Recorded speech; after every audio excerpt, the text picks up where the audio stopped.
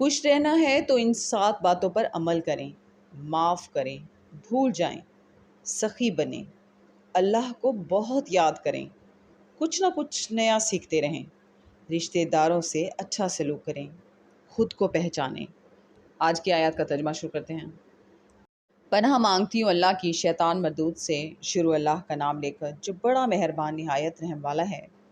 اور تم جس حال میں ہوتے ہو یا قرآن میں سے کچھ پڑھتے ہو یا تم لوگ کوئی اور کام کرتے ہو، جب اس میں مصروف ہوتے ہو ہم تمہارے سامنے ہوتے ہیں، اور تمہارے پروردگار سے ذرہ برابر بھی کوئی چیز پوشیدہ نہیں ہے، نہ زمین اور نہ آسمان میں، اور نہ کوئی چیز اس سے چھوٹی ہے یا بڑی، مگر کتاب روشن میں لکھی ہوئی ہے۔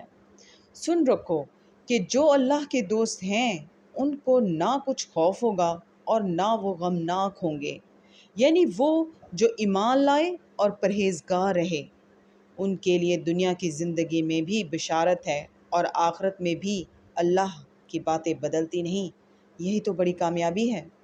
اور اے پیغمبر، ان لوگوں کی باتوں سے آزردہ نہ ہونا، کیونکہ عزت سب اللہ ہی کی ہے، وہ سب کچھ سنتا اور جانتا ہے۔ صدق اللہ العظیم۔